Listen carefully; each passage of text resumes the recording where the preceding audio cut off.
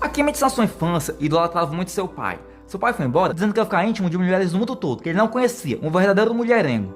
Enquanto seus amigos admiram as mulheres, ele só quer saber de trabalhar e estudar. O lema dele é não precisar de mulheres. E agora, ele quer ser diferente, totalmente oposto ao pai dele. E ao voltar do trabalho, ele começa a pensar na vergonha que o pai dele fez ele passar, que ficou muita gente rindo dele e as mulheres ficaram com medo que ele ia pegar ela. E ele disse que ia limpar o nome da família dele. Do nada aparece um objeto batendo nele, ele rola no chão até a parede, e aparece um garoto se desculpando pelo que aconteceu, e ele não liga muito, sai como se nada tivesse acontecido, e agora lascou. E ele agora só pensava nela, e perdeu seu foco, começou a ver mulheres, saiu com seus amigos, perdeu o emprego e caiu de rendimento na faculdade. E ele achava que essa era a maldição da família Akagami.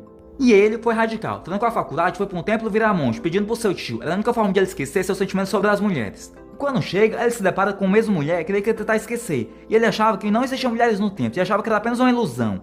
E ela sai, mas quando volta, acaba caindo no chão, que estava com pressa, e acaba se apresentando pra ele. E ele agora fica doido. E ele dá meia volta e vai embora. E acaba topando uma pedra e rola até uma árvore. E ela vai atrás dele, perguntando se ele está bem. E ele olha pra ela. E como ele ia ficar bem com ela vestida desse jeito? E ele não se segurou, pulou em cima dela e falou: eu te amo, casa comigo. E ela não entendeu nada. E após isso eles estão tomando chá. E parece que ele chegou um dia mais cedo do previsto.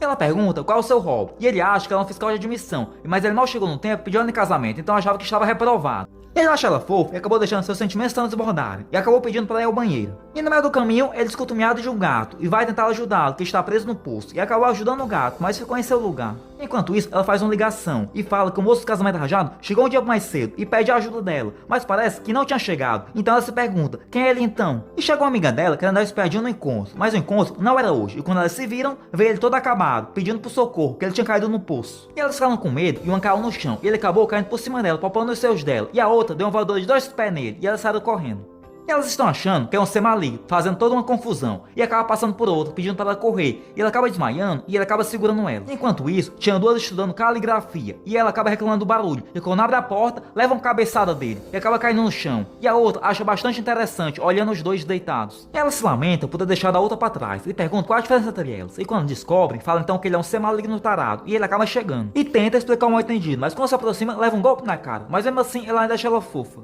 E depois de tanta confusão, finalmente o entendido foi explicado, e parece que o tio dele errou, mandou ele para um templo só para mulheres. E ela se desculpou, mas ainda tinha duas ao redor dele. Por mais que seja um acidente, tem coisas que mulheres não podem perdoar. E ela teve uma grande ideia, de deixar ele treinar num templo, mas as outras não gostaram muito, mesmo ele usando o trabalho braçal dele para ajudar. Então a outra falou que era o doido das tetas, e ela decidiu testar. E ele não aguentou, a tal também não aguentava. E no final, ele recusou a proposta, dizendo que não queria causar mais problemas. E ela nem sequer se lembrava do primeiro encontro deles, e acabou indo embora.